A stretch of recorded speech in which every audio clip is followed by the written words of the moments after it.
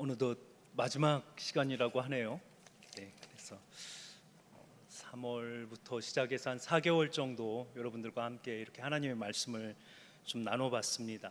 그래서 그 기간들 가운데 저한테도 참 여러분들의 그 말씀을 사모하는 또 그 모습들이 저한테 큰 힘과 또 도전이 되었습니다. 그래서 오늘 마지막 시간에 저희가 아가서의 말씀을 가지고 제목은 사랑으로 회복되는 사람입니다. 그래서 본질적으로 오늘 이 말씀을 통해서 우리는 우리가 왜 살아야 되는가라고 하는 이 문제에 대한 이야기를 좀 다루고자 합니다. 우리 잠깐 기도하고 시작하겠습니다. 아버지 하나님, 은혜를 감사합니다. 주님께서 특별히 선택하시고 사랑하시는 주의 백성들을 모으시고 하나님, 긴 시간 동안 주의 말씀을 함께 할 수 있도록 은혜 주신 것 감사합니다. 오늘 이 시간에도 성령 하나님께서 우리를 주의 말씀 가운데 묶으시어서 우리의 삶을 하나님의 말씀에 비추어 우리가 회복되어야 되는 하나님의 사람임을 고백하는 귀한 시간 될 수 있도록 인도하여 주시옵소서. 모든 말씀 예수님 이름으로 기도합니다. 아멘. 왜 삽니까? 라고 하는 질문, 사실은 지난주에 제가 아는 한 학생이 아파트 19층에서 뛰어내려서 투신 자살을 했습니다. 그래서 그 친구한테 정말 한 번의 기회가 더 있다면, 제가 그 친구를 만날 기회가 있었더라면 왜 살아야 되는지에 대해서 한 번만 더 물어봤더라면 이라는 그런 제 마음속에 참 큰 질문이 있었습니다. 저와 여러분에게 동일하게 날마다 우리가 물어야 될 질문은 왜 내가 오늘 하루를 살아야 됩니까? 라고 하는 이 질문입니다. 많은 분들이 그저 아침에 눈을 떴으니까, 혹은 하루가 나에게 주어졌으니까, 혹은 신앙적으로 그냥 나의 삶이 이렇게 이어져 가니까 사는 것 아닙니까? 라고 그렇게 이야기할 수도 있습니다. 그러나 본질적으로 우리가 왜 이곳에 서 있고 왜 이곳에서 살아야 됩니까? 라고 하는 이 질문에 있어서 우리는 분명하게 내가 이곳에 서 있는 이유가, 우리 가정이, 내가 이 교회가 이곳에 서 있는 이유가 하나님의 뜻 안에서 분명히 있다라는 확신이 있어야 저와 여러분들의 오늘 하루가 의미가 있다라는 것입니다. 이제 더 근본적인 이야기를 좀 하겠습니다. 왜 교회 다니십니까? 왜 예수를 믿으십니까? 많은 질문을 받아봤을 수도 있고, 다른 분들에게 전도를 하면서 교회 다니세요, 예수님 믿으세요 라고 말씀하셨을 것입니다. 그럼 우리 스스로에게, 다른 사람들에게 예수를 믿으라 라고 전도하고 있는 우리 스스로에게 한번 물어보는 겁니다. 왜 우리는 예수를 믿어야 될까요? 왜 우리는 이렇게 예배를 드려야 될까요? 많은 분들은 예수 믿고 천국 갑시다, 예수 믿고 구원받아 천국 갑시다 라고 이야기를 합니다. 그것이 우리의 삶의 목표라고 생각을 합니다. 그런데 천국과 구원은 우리의 힘으로 다다를 수 있는 것이 아닙니다. 그건 전적으로 하나님께서 하시는 일이에요. 하나님께서 하시는 일을 우리의 삶의 목표로 놓고 있으니까 많은 사람들이 그저 무기력하게 나는 주의 은혜로 살아갑니다 라고, 그냥 어떤 경우에는 자기의 포기를 아주 신앙으로 잘 쌓아놓고 아무것도 하지 않은 상태를, 오히려 영적인 게으름을 하나님의 은혜를 기다리고 있다라고 포장하기도 하고, 어떤 경우에는 나는 구원을 받았다라고 생각을 하고 이제부터 내 삶의 목적을 나는 이루었으니 이제는 즐기자, 이렇게 생각할 수도 있다는 것입니다. 왜 삽니까? 혹은 왜 예수를 믿어야 됩니까? 라고 하는 이 질문에 대해서 저는요, 저 개인적으로 제가 오랜 시간 동안 신학을 공부를 하고 설교를 하고 말씀을 연구를 하면서 제가 내린 결론은 좋은 사람 되기 위해서입니다. 좋은 사람 되기 위해서.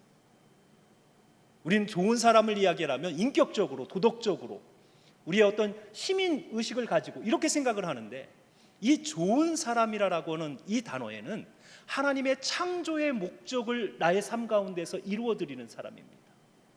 하나님께서 나를 이 세상에, 이 가정에, 이 교회에, 이 직장에 심어 놓으신 하나님의 그 뜻을 오늘 하루 이 시간에 내가 하나님 앞에 정말 최선을 다해서 이루어드리는 사람, 그 사람이 좋은 사람이에요. 그래서 우리가 하나님 앞에서 정말 제일 마지막에 섰을 때 하나님께서 우리의 삶을 놓고 평가를 하시는 그 순간에 하나님은 우리에게 그걸 물으실 것 같아요. 네가 나에게 좋은 형상이었니? 좋은 사람이었니? 나의 일을 이 땅에서 이루어드린 좋은 사람이었니? 이거 물으실 것 같아요. 그래서 우리가 본질적으로 우리의 삶 가운데에서 하나님 앞에서 하루하루를 살아가면서 날마다 물어야 되는 것은 구원에 관한 문제가 아니고, 구원은 이미 하나님께서 여러분들에게 그리스도를 통해서 선물로 주신 것입니다. 우리는 구원받은 것 안에서 그냥 그것 때문에 안주하는 그러한 사람들이 아니고, 하나님께서 나를 구원하신 목적이 무엇이냐라고 하는 것을 발견해야 되는 거예요. 인생을 가장 잘 사는 방법, 제가 3단계로 말씀드렸습니다. 가장 중요한 것은 나의 삶의 목적을 발견하는 거예요. 자, 하나님의 창조 이야기를 첫 시간에 했습니다. 하나님께서요, 세상을 만드셨을 때 이미 이 세상에 물과 땅이 있었습니다. 물속에 땅이 있었고 큰 물 한 덩어리가 있었어요. 그런데 하나님께서 그 존재하고 있는 물과 땅을요, 하나님이 바라보시고 혼돈하고 공허하였다. 원래 의미를 보니까요, 형체도 없고 모양도 없었다라고 이야기를 합니다. 그리고 나서 하나님께서 그 물과 땅에 이름을 부여하기 시작하면서 물이 바다가 되고 물이 고여서 드러난 곳을 육지라라고 이야기를 하고, 그 다음에 그 육지 위에 있는 공간을 하늘이라라고 부르시면서 이제 그곳에 하나님이 목적을 부여하신 거예요. 그리고 그 목적이라고 하는 것이 채워지는 것이 물고기를 물이 품고, 하늘에는 해와 달과 별, 그 다음에 새들을 품고, 땅에는 식물과 동물과 사람의 이 땅에 세워졌을 때 하나님께서요, 그 목적이 이루어가는 모습을 보시고 보시기에 좋으셨더라. 자, 우리의 삶 가운데에서 인생을 가장 잘 사는 방법의 가장 첫 단계는 나의 삶의 목적을 발견하는 겁니다. 하나님께서는 목적 없이 어떠한 일도 행하지 않으십니다. 우리는 이것을 섭리라라고 부르는 거예요. 하나님께서 이미 모든 것에, 시간과 공간과 자연과 우리가 지금 살고 있는 모든 것 가운데 하나님은 목적을 부여하십니다. 특별히 하나님께서 목적을 부여하셔서 하나님이 집중해서 바라보시는 대상이 있다면 사람입니다. 사람의 삶 가운데 하나님께서 목적을 두시고 그 목적을 그 사람이 이루었을 때 하나님께서는 그 사람을 통해서 참 좋았다라고 하는 의미를 부여하십니다. 자, 중요한 것은 나의 삶 가운데서 목적을 발견하는 거예요. 지금 여러분들이 시은소 교회의 성도입니다. 가정에서는요, 어머니이고 아버지이고 자녀이고 다양한 모습을 가지고 우리는 가정 안에 살아갑니다. 사회에 나가면 시민이고요, 직장에 나가면 특정한 일을 맡고 있는 직장의 하나의 중요한 멤버들입니다. 그 모든 삶의 영역 가운데, 그리고 지금 시간 가운데에는 하나님께서 부여하신 목적이 있습니다. 그러니까 삶을 가장 잘 사는 사람은요, 하나님께서 왜 나를 이곳에 심어 놓으셨을까라고 하는 고민을 하면서 사는 사람이에요. 그래서 그 나의 자리가 나의 복을 위해서 내가 뿌리를 내리는 자리가 아니고, 하나님께서 내 삶의 자리를 보시고 하나님의 동산을 채우는 나무, 내 가지의 열매를 풍성하게 내려서 내가 내 가지를 번창하게 함으로 만족하는 삶이 아닌, 하나님께서 나를 그 동산에 심어 놓으셔서 동산의 빈 곳을 채우고 동산을 아름답게 가꾸기 위해서 하나님께서 이 세상 가운데서 심어 놓은 한 그루의 나무, 바로 그 삶의 목적을 발견해야 한다는 것입니다. 모든 사람들에게는 이 목적이 있습니다. 그리고 그 목적대로 여러분들이 살아가신다면 하나님께서는 여러분들의 삶을 보고요, 참 좋다. 그 이야기는 의미를 하나님께서 여러분 삶 가운데서 부여하신 거예요. 자, 그러면 우리의 삶이 하나님이 바라보실 때 의미가 있을 때 우리가 느끼는 감정이 뭐냐면 우리는 행복합니다. 그래서 많은 사람들이 행복이라고 하는 것을요, 외적인 소유를 뭔가 내가 가지고 있었을 때 사람들은 행복할 거라고 생각해요. 그러나 진짜 행복은 무언가를 가져서 누리는 것이 아니고 내 마음에서 내가 하나님이 세워놓으신 삶의 목적대로 살아서 하나님 보시기에 내 삶이 의미가 있다라고 느껴지는 그 순간에 사람은 마음에서 행복이라고 하는 것을 느끼게 하나님이 만드셨습니다. 그러니까 만약 여러분들의 삶 가운데서 나는 정말 행복이 무엇인지 모르겠어 라고 여러분들 그런 마음이 드신다면요, 가장 먼저 체크해 봐야 될 것은 내가 내 삶의 목적을 발견하고 있는가라는 것이에요. 하나님께서 나에게 주신 이 하루를 내가 하나님의 뜻에 맞추어서 의미 있게 살아드리고 있는 것인가, 이걸 체크를, 내 통장에 내 사람의 관계가, 내가 먹고 마시는 것이, 이것이 여러분들을 행복하게 하는 것이 아니고 궁극적으로 마음속에서 하나님과의 관계 속에서 여러분들의 삶의 존재 이유에 그 근거들을 스스로 확인할 때, 아, 내가 오늘 하루를 참 잘 살아서 하나님을 기쁘게 했구나, 그러한 마음이 들 때 인간은 행복하게 하나님이 만드신 거예요. 그런데 인간의 마음에 다른 것들을 가지고 행복을 누리려고 하니까 점점 취하는 다오라고 하는 탐욕과 욕심이 들어가는 거죠. 그래서 끊임없이 파괴된 인간의 마음에 결코 담길 수 없는 하나의 단어가 있다면 만족이라고 하는 단어. 사람은 결코 만족하지 않습니다. 사람이 이 마음속에서 정말 만족할 때는요, 무언가를 담아서가 아니고 내가 하나님 앞에서 의미 있게 삶을 살아갈 때 우리는 마음에서 나도 모르게 행복하도다 라고 하는 이 고백이 나오는 거예요. 성경에 보면 그래서 아쉘의 행복하도다 라고 하는 이 단어를요, 어디에 사용하냐면 시편 1편 1절에 복 있는 사람은 이렇게 이야기를 합니다. 그런데 사실은 그 단어는 행복한 사람은 이렇게 돼 있어요. 행복한 사람의 특징이 뭡니까? 여호와의 말씀을 주야로 묵상하는 자. 그런데 그 원래 묵상하다라는 의미가 하가라고 하는 히브리어 단어로 말씀으로 호흡하는 자. 시편 2편 1절에 보면요, 어리석은 자, 죄인들은요 악한 것을 꾀하며라고 이야기를 하고 있습니다. 그런데 이 꾀하다라고 하는 단어가 히브리어에서는 동일한 하가를 악한 것으로 호흡하며 라고 합니다. 자, 결국 행복한 자의 특징은 뭐냐면 무엇이 그 삶의 동기가 되냐는 거예요. 하나님의 말씀이 내 코에 들어가서 내 생명을 정말 존재하게 만드는 것이냐, 아니면 세상의 욕심과 세상의 악한 것들이 내 호흡을 통해서 내 마음에 들어가서 나로 하여금 이 삶을 살아가게 만드는 동기가 되느냐, 이것에 따라서 어떤 사람은 행복한 자고 어떤 사람은 인생이 버려진 자, 불행한 자가 된다. 그러니까 결국은 행복은 무엇에 관한 문제냐면 나로 하여금 하루를 살게 만드는 동기가 무엇이냐라는 거예요. 세상에 보이는 것들, 세상에 취하고 싶은 것들이 여러분들의 호흡을 통해서 마음에 담기면 담길수록 여러분들은 불행한 사람을 살아갈 수밖에 없는 거예요. 그러나 하나님의 말씀이, 오늘 하루를 살게 하는 하나님의 그 말씀이 여러분들의 삶의 동기가 되면 우리 안에서 그 말씀대로 살아드렸을 때 내 마음이 느끼는 그 만족, 그것이 행복이라는 것입니다. 자, 그래서 우리는 행복을 얻을 때 첫 번째 목적을 발견하고 그 다음에 의미, 하나님 앞에 의미를 들을 수 있어야 되고, 그리고 우리는 행복이라고 하는 가치를 우리의 삶 가운데서 발견한다는 것입니다. 자, 우리의 삶 가운데 오늘 우리가 이제 살펴보아야 될 성경에서 아가서와 사실은 전도서입니다. 우리로 하여금 행복하지 못하게 하는 두 가지의 원인을 아가서와 전도서는 이야기합니다. 전도서는요, 우리로 하여금 행복하지 못하게 하는 원인을 인생이 헛되다라고 이야기합니다.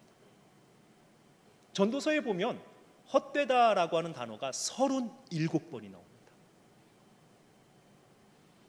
성경에서 한 단어가 5번 나오는 유일한 구절이 전도서 1장 2절이에요. 헛되고 헛되니 헛되고 헛되니 모든 것이 헛되도다. 강조용법이거든요. 2번만 사용해도 진짜 헛되다라는 뜻인데 5번을 사용했습니다. 그러면 인생은 진짜로 헛된 것이다 라고 하는 이런 뜻이에요. 많은 사람들이 전도서를 읽으면서 아니, 전도자는 이스라엘의 왕이었고 마음이 원하는 것, 눈이 원하는 것을 전혀 금하지 않고 모든 것을 다 했던 사람이 인생을 헛되다라고 한다면 우리와 같은 사람의 인생은 얼마나 더 헛되냐. 우리로 하여금 전도서는 이 헛되다라고 하는 이 단어 하나 때문에 우리의 삶의 의미를 발견하지 못하게 만드는 책처럼 느껴지는 거예요. 그런데 이 전도서를 쓴 저자의 목적은 사실 이런 겁니다. 인생이 헛되다라는 이야기를 끊임없이 반복하면서 37번을 반복하면서 저자가 이야기하고 싶은 것은요, 인생을 정말 의미 있게 살아갈 수 있는 방법이 있다라는 거예요. 모든 것을 다 부정하면서 한 가지를 강조를 합니다. 그러면요, 모든 것이 다 노 안 되다 헛되다 하면서 한 가지를 딱 이야기할 땐 이 한 가지가 엄청나게 중요하다는 얘기예요. 자, 그래서 전도서 안에서 우리가 삶의 의미를 하나님 앞에 드리지 못하는 가장 중요한 전도자가 이야기하는 우리의 인생을 가장 불행하게 만드는 것이 무엇이냐라고 했을 때 전도자가 이야기하는 것은 결국 창조주 하나님을 기억하지 못하고 내가 내 삶의 주인인 것처럼 살아가는 인생, 이 인생이 가장 불행한 인생이라고요. 헛되다라고 하는 단어가 우리가 한국 사람들이 가지고 있는 헛되다라고 하는 한국말이 가지고 있는 의미는 쓸모없다 혹은 전혀 도움이 안 된다라는 뜻이에요. 그런데 전도서에서 사용된 이 헛되다라고 하는 이 단어는 사실 그런 의미가 아닙니다.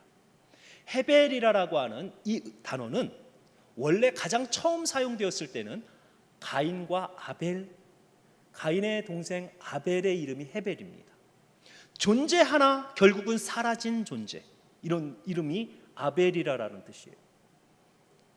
자, 그래서 이 헛되다라고 하는 이 단어는 결국 무엇이냐면 원래 의미는 여러분들이 내뱉는 숨입니다. 숨. 우리가 모든 사람들이 이곳에 있는 저와 여러분이 동일하게 하고 있는 한 가지가 있어요. 호흡이죠. 호흡. 호흡을 하고 계시지 않는 분이 있다면 이곳에 빨리 119 차가 와야 됩니다. 그렇죠? 우리는 다 호흡하고 있어요.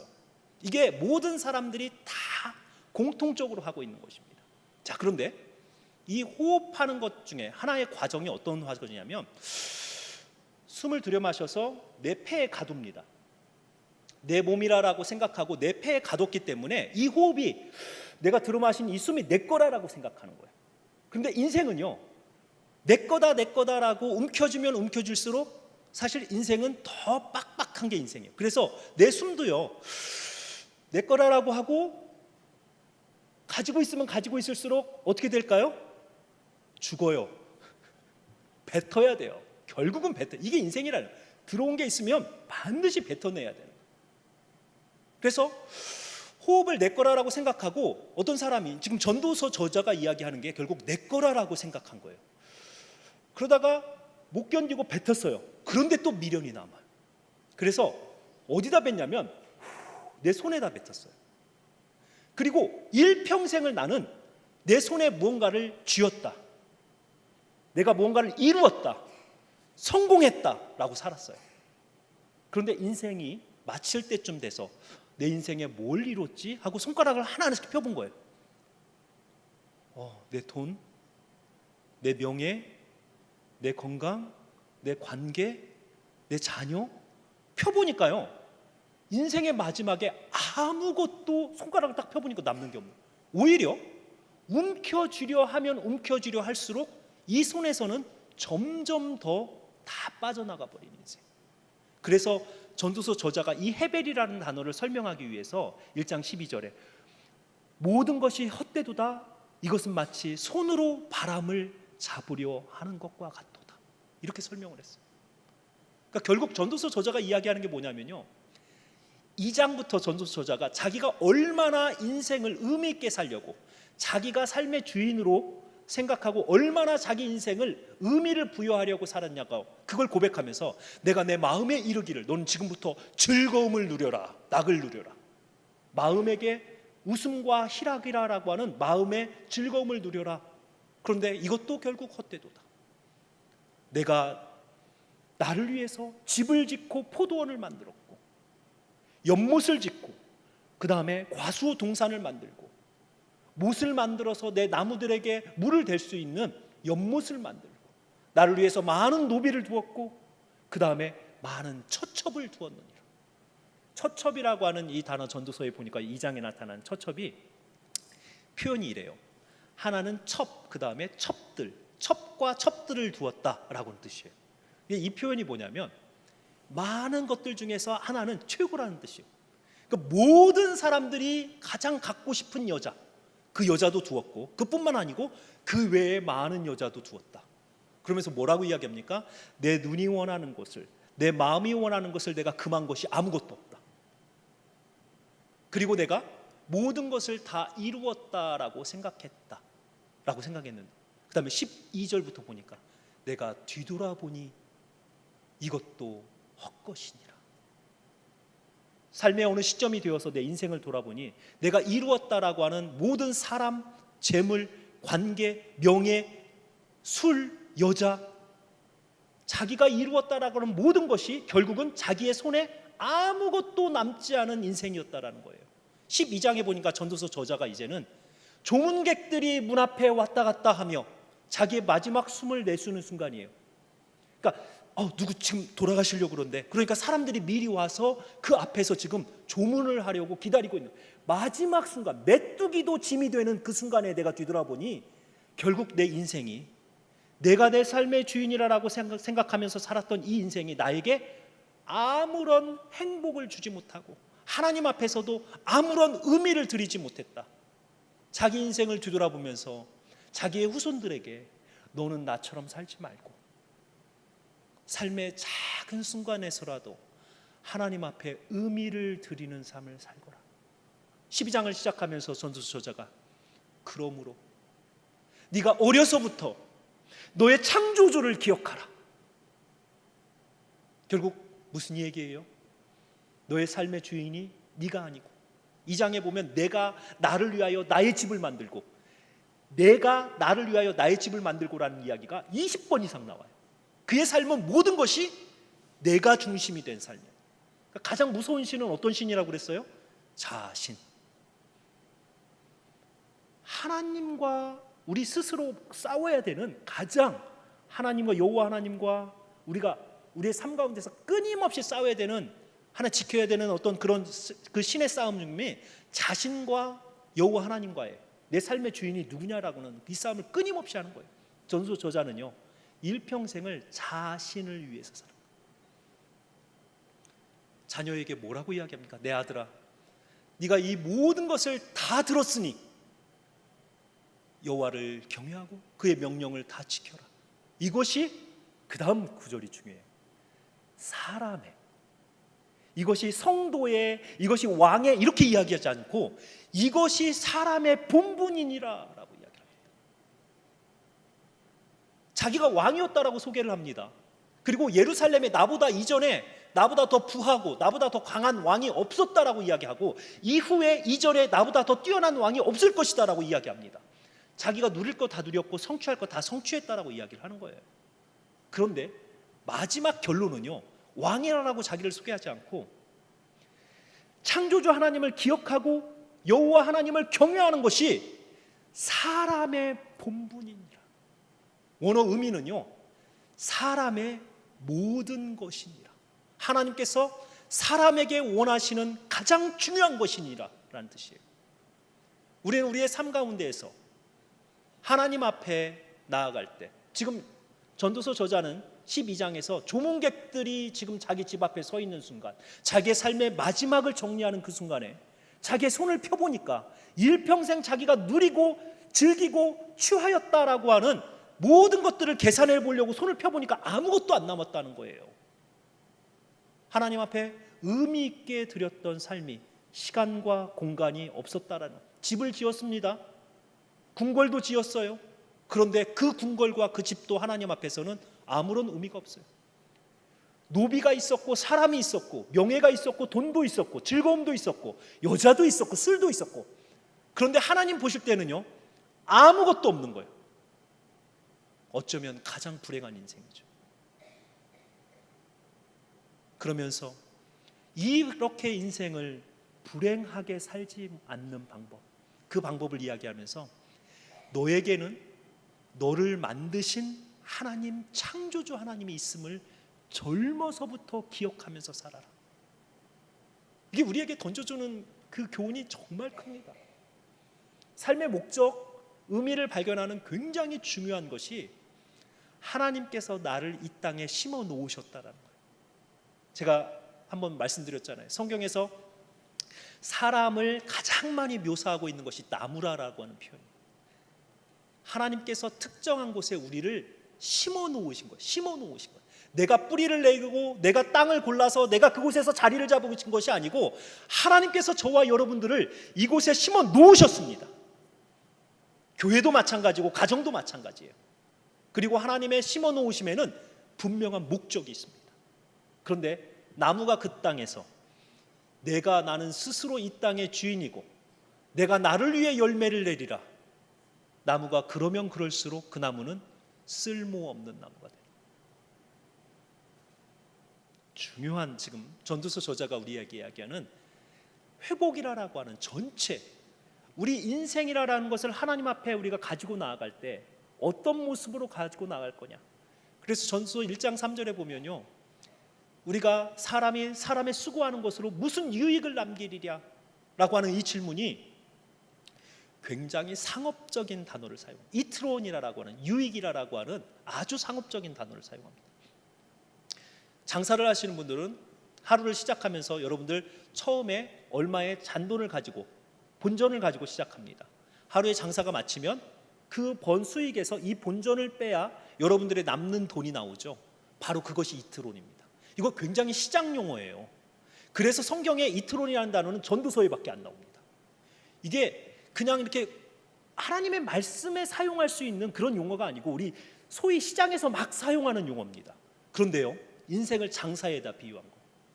하나님께서 우리의 삶에 본전을 주셨고 우리는 우리의 인생을 살아가면서 삶이 마쳤을 때 우리 인생에 남긴 것에서 본전을 빼고 얼마만큼을 하나님 앞에 남겨드렸느냐, 이걸 계산한다라는 것이 전도서 저자의 지금 고백이거든요. 그런데 많이 남겼다라고 생각했는데 딱 금고를 열어보니까 텅 비었어요. 본전까지도 없어진 거예요. 분주하고 최선을 다해 살았는데 하나님 보실 때 아무런 의미 없는 인생을 살아갔다는 거예요. 왜요? 창조주 하나님을 삶 가운데 기억하지 못해요. 하나님이 나를 이곳에, 이 시간에, 이 공간에, 이곳에 심어 놓으셨다라고 하는 이 사명감 없이 그냥 사는 거예요. 내가 마치 떠내려오다가, 흘러내려오다가 이곳에 자리를 잡은 것처럼, 내가 마치 우연히 이곳에 온 것처럼, 내가 우연히 이 사람을 만나고 내가 우연히 이 교회에 온 것처럼 살아가고 있다라는 것이죠. 그래서 전도서 저자는 마지막에 자기의 인생의 결론을 뭐라고 이야기합니까? 창조주 하나님을 기억하고 하나님을 삶 가운데서 최우선순위에 두는 여호와를 경외하는 삶이 사람의 본분이다. 하나님이 바라보실 때 그 사람을 평가할 때 그걸 보고 평가를 하신다는 거예요. 내 삶의 주인이 누구이시고 나를 만드신 창조주 하나님이 계시고, 그 다음에 나의 삶 가운데 내가 항상 하나님을 가장 우선순위에 두고 살았느냐, 이걸 보고 하나님께서 그 사람의 모양, 그 사람의 형상을 보고 참 좋았다, 혹은 나는 너를 모른다, 이렇게 평가하실 수 있다. 전도서가 우리에게 주는 굉장히 큰 교훈이 있어요. 실패한 자가 그의 인생을 뒤돌아보면서 후손들에게 너는 이와 같이 살면 안 된다라고 하는 정말 처절한 아비의 인생을 실패해 본 아비의 처절한 고백입니다. 저와 여러분들에게 이 전도서를 하나님께서 주신 이유는 우리는 이와 같이, 이 전도서 저자와 같이 살지 말라는 거예요. 인생을 의미 있게, 그 인생의 의미를 가장 막는 것이 있다면 결국 내가 내 삶의 주인이다라고 착각하며 살아가는 삶, 그 삶의 목적도 발견하지 못하게 하고 삶의 의미도 없는, 그래서 결국 불행한 삶을 살게 만든다라는 것입니다. 자, 두 번째가 오늘 이제 우리가 읽은 아가서입니다. 제가 본문을 사랑으로 회복되는 사람이라고 잡았어요. 오늘 우리가 읽은 본문에 보니까요, 사랑이라고 하는 단어를 한 번은 긍정적으로, 한 번은 부정적으로 사용합니다. 사랑이 부정적인 어떤 표현으로 밝히면 질투가 되는 거예요. 마치 파괴하는 불과 같이 한 사람의 인생을 사르고 다 태워버려서 결국은 존재 자체를 의미 없게 만드는 아주 파괴적인 힘을 가지고 있는 사랑, 한편의 사랑의 힘이고, 한편은 사랑은 목숨을 다 내어놓고도 그 사랑을 지킬 만큼 자기의 삶에 굉장히 의미를 부여하고 삶의 어떤 목적을 찾을 수 있도록 하는 사랑의 힘, 죽음도 막을 수 없는 사랑의 힘, 이 두 가지를 다 가지고 이야기를 합니다. 우리도 마찬가지입니다. 저와 여러분들에게요, 이 사랑이라고 하는 이 하나님이 주신 이 마음이요, 잘 사용되어지면 우리는 사랑을 위해서 모든 것을 다 할 수 있습니다. 그러니까 예수님의 그 십자가의 고난도 결국은 그 고통의 그 아픔과 수치를 무엇으로 이기셨을까요? 사랑이죠. 우리를 향한 하나님의 사랑, 그 마음을 예수님께서 공감하셨기 때문에 예수님이 십자가에서요, 그렇게 수치를 당하고 그렇게 고통을 당하셨지만 이기실 수 있는 거예요. 죽음까지도 이길 수 있는 거예요. 반대로요, 사랑이 잘못된 쪽으로 가면 이 사랑은 우리의 삶을 불태우고 존재의 의미를 전혀 갖지 못하게 만드는, 죄로 만드는, 우리 인생을 파괴하고 죄로 만드는 것으로 사용됩니다. 자, 어떻게 하면 우리가 참 사랑, 진짜 사랑을 회복할 수 있을까? 우리가 정말 우리의 마음에 이 사랑이라고 하는 이것만 회복될 수 있다면, 사랑할 것을 사랑하고 사랑해서는 안 되는 것을 사랑하지 않는 진짜 사랑의 이 원리만을 우리가 회복할 수 있다면 가장 먼저 사람이 회복될 것입니다. 자, 인류가 사랑해서는 안 되는 것을 사랑하는 마음으로 최초의 죄가 시작되었습니다. 선악과죠. 인류가 그 선악과를 바라보면서 가지고 있었던 마음은 뭐냐면 하나님처럼 되리라. 무엇을 사랑했습니까? 하나님의 자리, 창조주의 자리를 인류가 사랑했습니다. 이거 전도서와도 연결됩니다. 전도서는 뭐라고 이야기합니까? 젊어서부터 창조주를 인정하라 라고 이야기를 해요. 그런데 인류의 최초의 잘못된 사랑은 어디서부터 시작이 되었냐면 창조주의 자리에 스스로 인간이 오르려 하고 하는 이 사랑, 잘못된 사랑에서부터 인류는 이제 죄라고 하는 것을 경험하게 됩니다.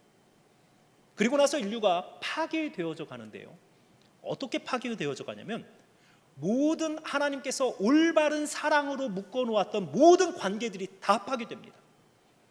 하나님께서 사람을 사랑하시고 사람이 사람을 사랑하고 사람이 하나님이 만드신 세상을 사랑하는 이 모든 마음들이요, 다 파괴가 됩니다. 그래서 사람이 사랑해야 될 대상을 잘못된 사랑의 마음으로 그 대상을 바라보는 거죠.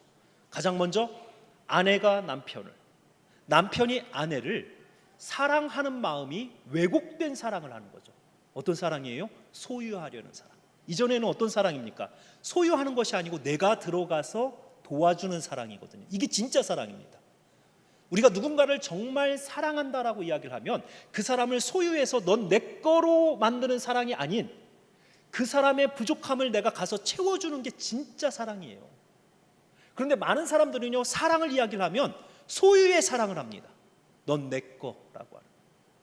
아내는 남편을 향해서 소유하려 하고 남편은 힘으로 그 아내를 지배하려고 하는 이 잘못된 사랑이 결국은 인류의 죄악을 만들어내기 시작하는 거예요. 파괴된 죄악들을 만들어내기 시작하는 거죠.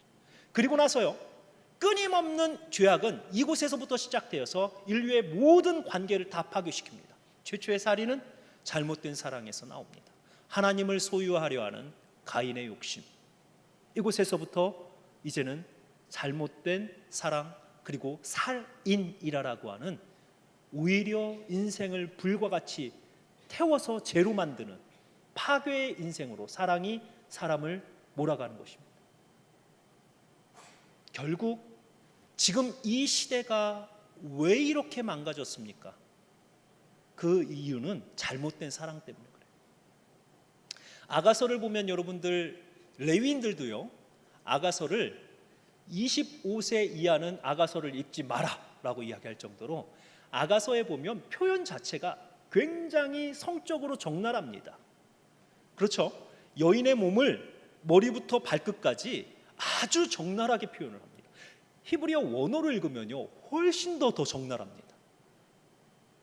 자, 왜 하나님의 말씀인 성경에다가 이 여인의 몸을 그렇게, 여인의 두 가슴에 관한 것, 엉덩이에 관한 것, 다리에 관한 것, 목에 관한 것, 얼굴에 관한 이야기들을 그렇게 4번이나 하나의 시의 형태를 가지고 4장, 5장, 6장, 7장이 시의 형태를 가지고 사람의 아름다움을 묘사하는 전문 그 아랍 용어로 와스프라고 하는 시의 형태입니다.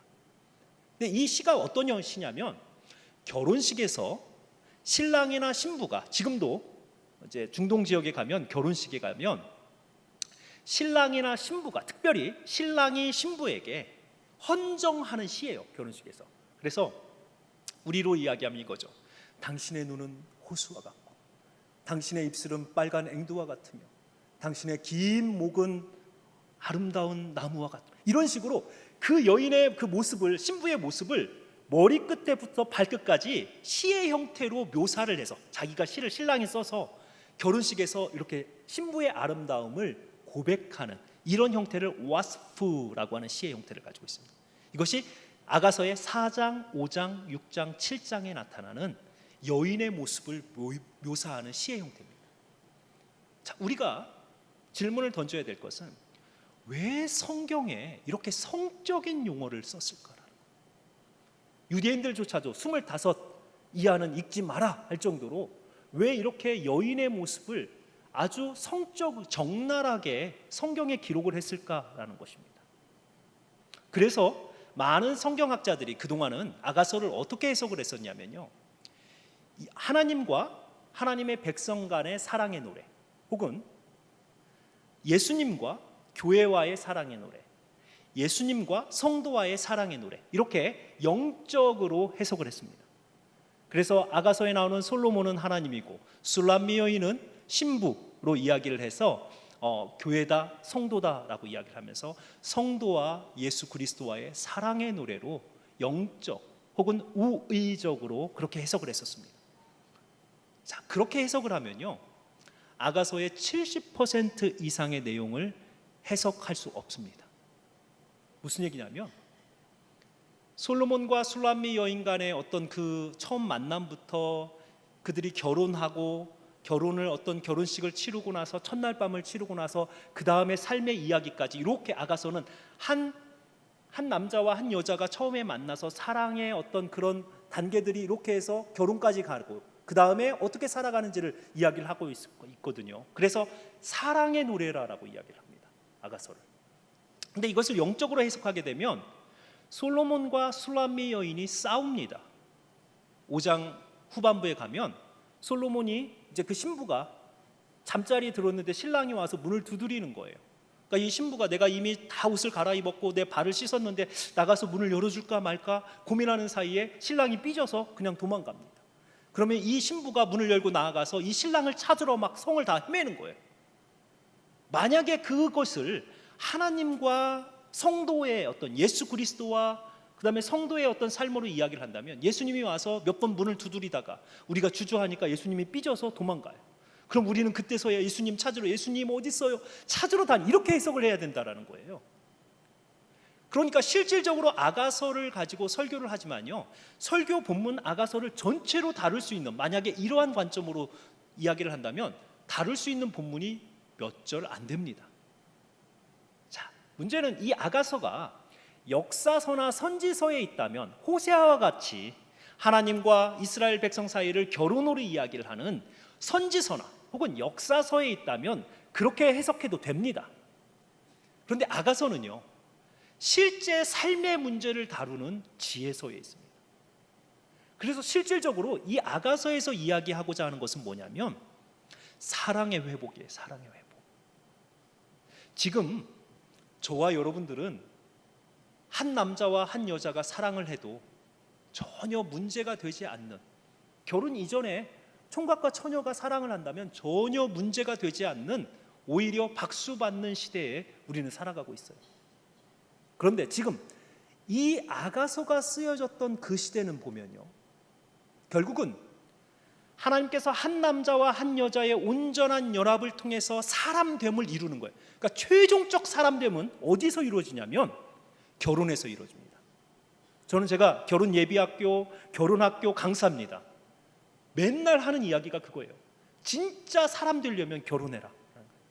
결혼을 해봐야 진짜 하나님이 원하시는 사람의 역할을 결혼을 해봐야 알 수 있다는 거예요. 부모가 돼봐야 하나님의 마음을 알고, 남편이 돼봐야 하나님께서 얼마나 하나님의 백성을 사랑하셨는지, 아내가 돼봐야 얼마나 우리가 그 하나님을 잘 섬길 수 있는지. 결혼을 통해서 하나님은 사람을 완성시키는 거거든요. 자, 그런데 문제가 생겼어요. 하나님이 만들어 놓으신 결혼이요, 인간의 잘못된 사랑으로 결혼이라는 것 안에서 이제는 서로 약탈하는 장소가 됩니다. 가장 위험한 공간, 지금 한국 대한민국입니다. 가장 위험한 공간은 가정입니다. 가정 안에서 가장 많은 폭력이 이루어지고 있고요, 가정 안에서 가장 많은 살인이 이루어지고 있습니다. 안타깝게도 제가 앞에서 말한 그 자매도 이틀 전날 아버지가 들어와서, 술 먹고 들어와서 너 나가서 죽어 그랬다는 거예요. 이 자매가 여러 가지를 통해서 우울증에 있는데 그 아버지의 그 말이 자기에게 나는 불필요한 존재, 필요 없는 존재, 우리 아버지까지도 나를 죽으라라고 하는, 이렇게, 그래서 진짜 죽은 거예요. 가정 안에서 우리는 끊임없는 폭력이, 가장 무서운 폭력이 가정 안에서 이루어지고 있어요. 잘못된 사랑 때문에 서로 약탈하고 서로 지배하려고 하는 잘못된 사랑 때문에. 그래서 결국 인류는 어떻게 됐냐면요, 여성이라고 하는 존재를, 인류가 남성이 힘으로 여성을 지배하기 시작하면서 여성을요, 우상에게 제물을 드리는 하나의 가장 최고의 제물로 여성의 몸을 사용했습니다.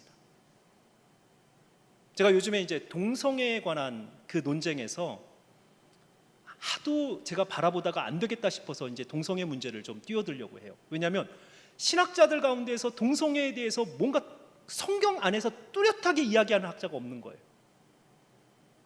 지금 동성애 문제가요, 굉장히 심각한 문제예요. 그런데 한국 교회를 가장 위협하고 있는 것 중에 하나가 지금 동성애입니다.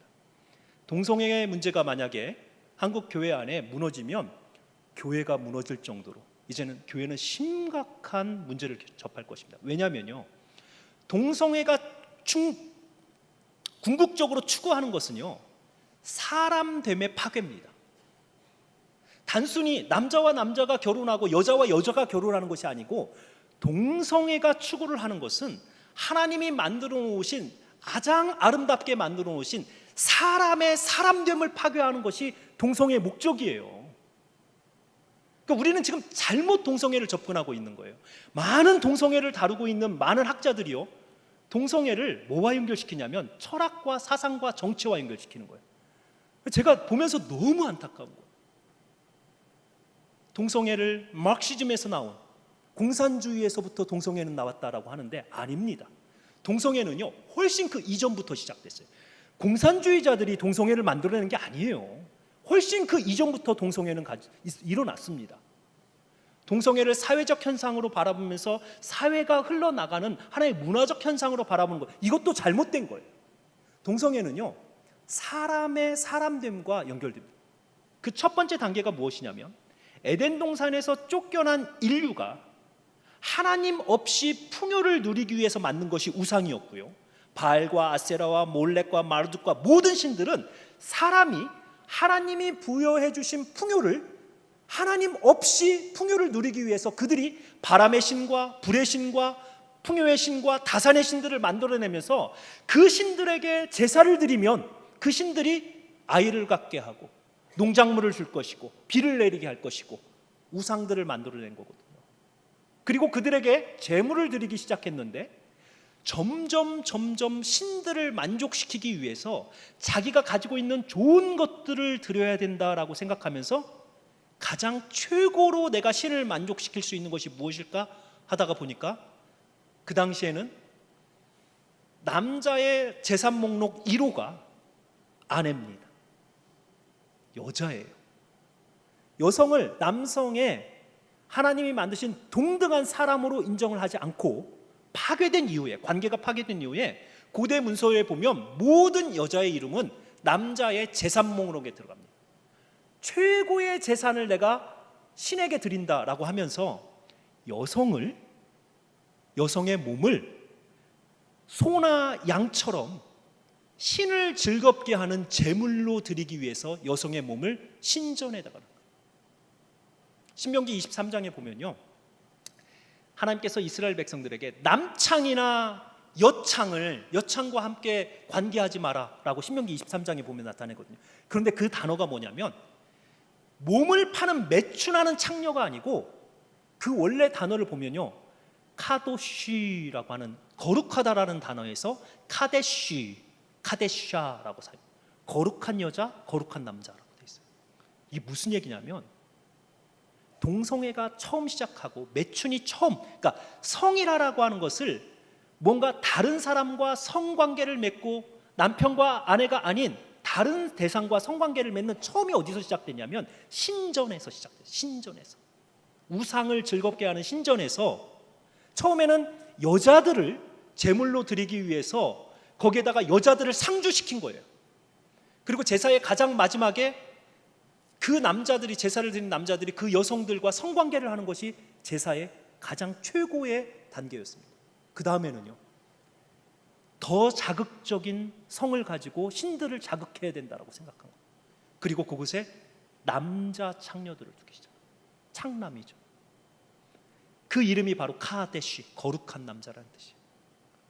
자, 동성애는 어디서부터 시작됐냐면 하나님이 세워놓으신, 하나님이 창조주이시고 하나님이 나에게 필요한 모든 것을 다 공급하시는 분이다라고 하는 이 창조주 하나님을 벗어난 인간이 하나님 없이 풍요를 누리기 위해서 우상을 섬기는 과정에서 우상을 자극하기 위한 첫 번째 단계로 세워놓았던 것이 동성애입니다.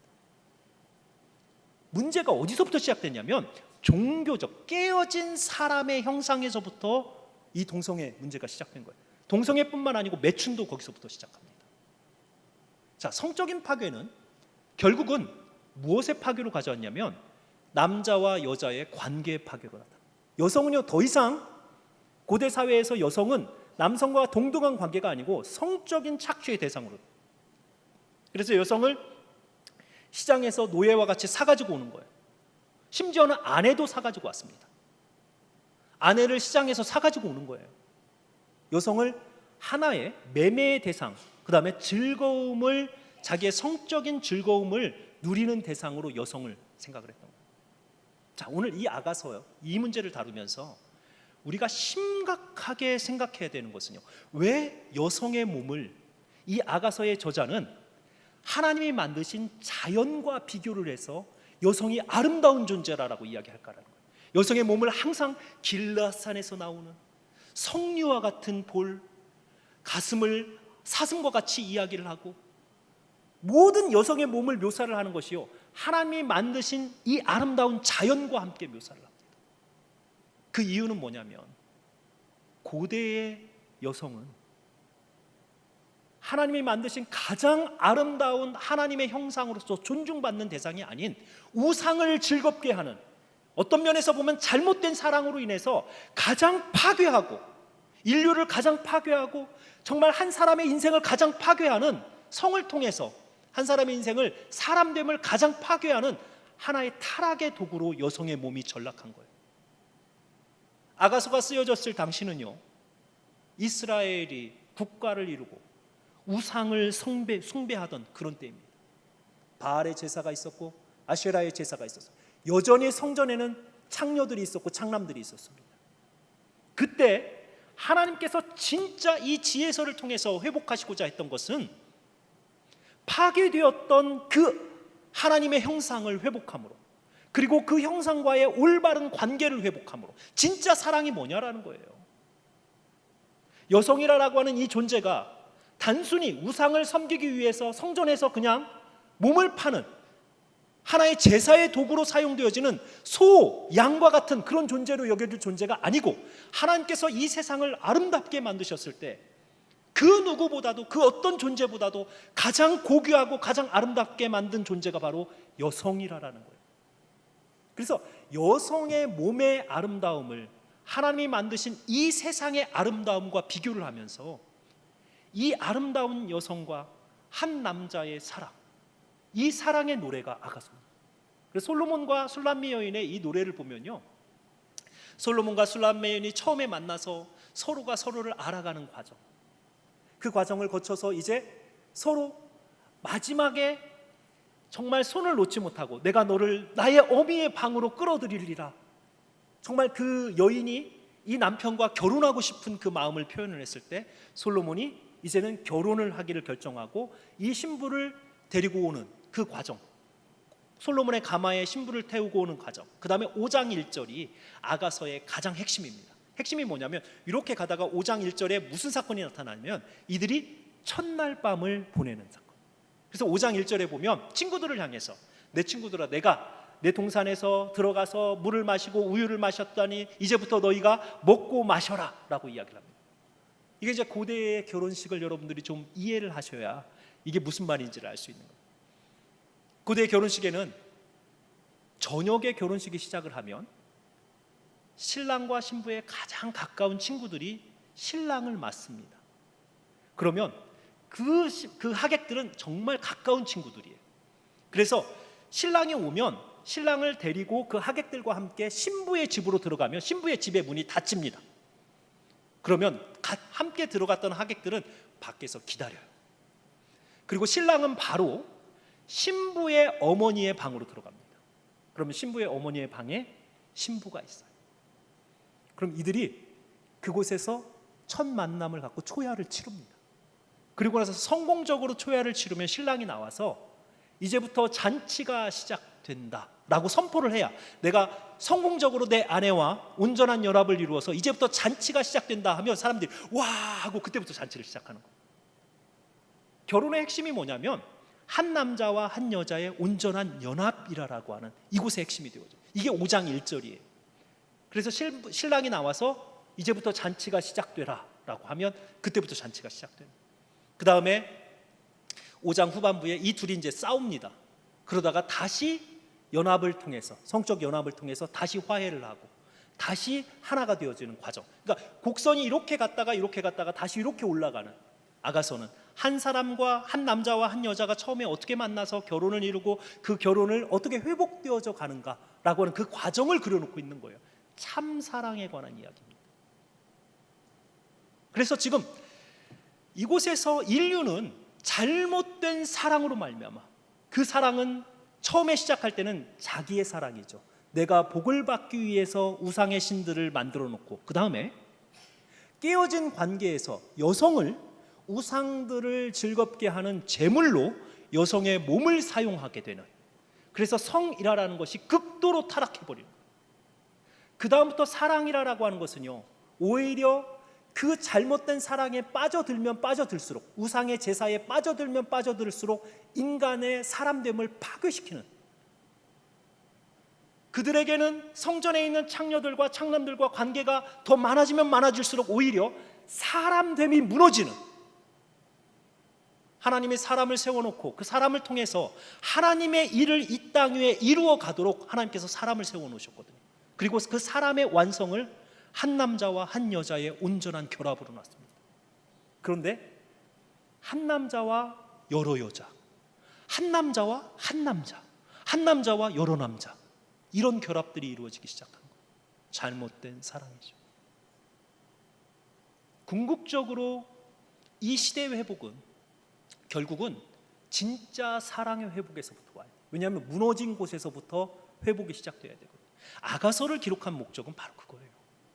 진짜 사람됨의 회복은 어디서부터 나오냐면 성질서의 회복에서부터 나옵니다. 동성애가 무서운 것은요, 동성애가 국가를 전복시킨다고요? 동성애가 자유주의를 파괴한다고요? 아닙니다.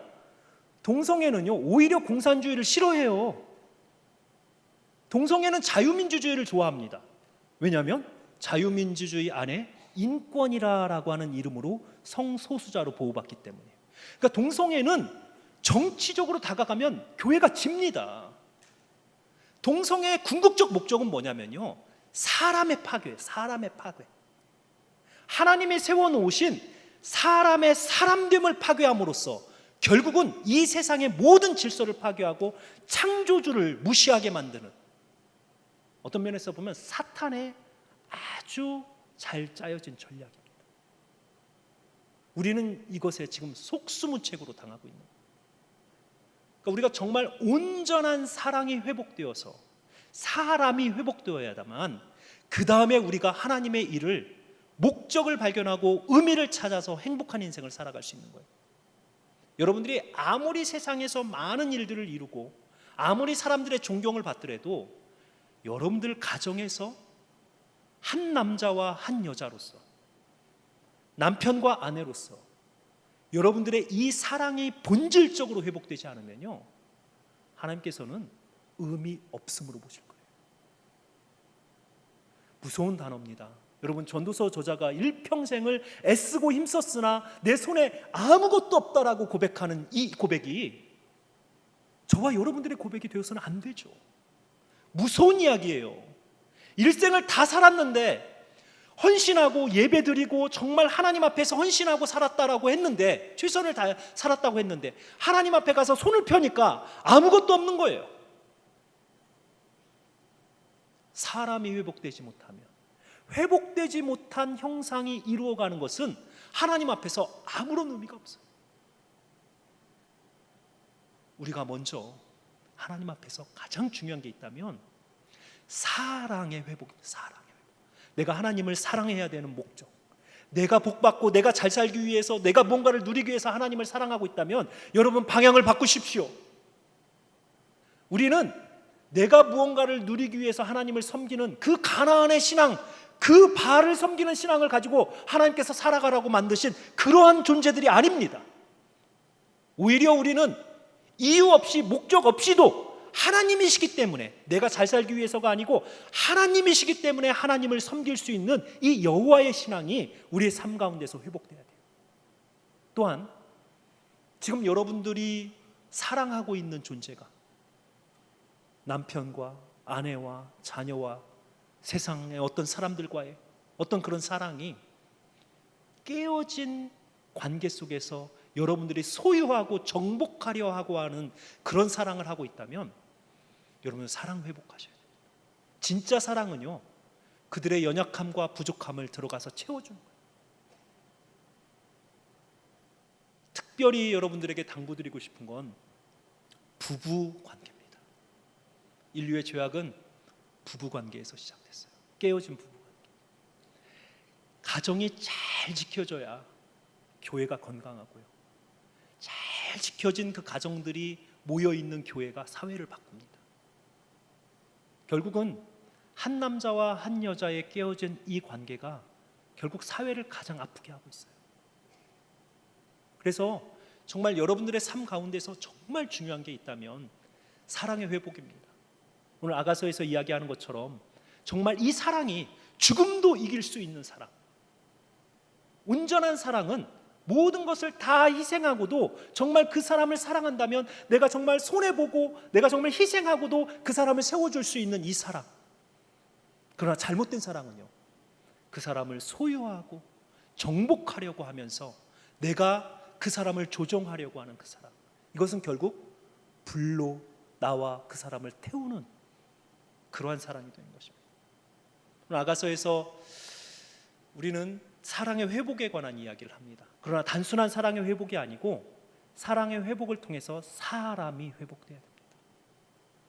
긴 시간 제가 여러분들에게 성경을 쭉 이야기를 하면서 그동안 너무 한국 교회가 구원이라고 하는 것에 너무 목을 메었어요.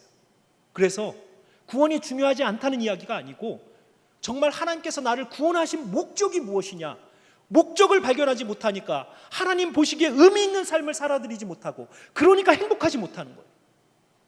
교회 와서 내가 봉사를 하고 헌금을 하고 예배를 드려도 의무감 때문에 오는 거예요.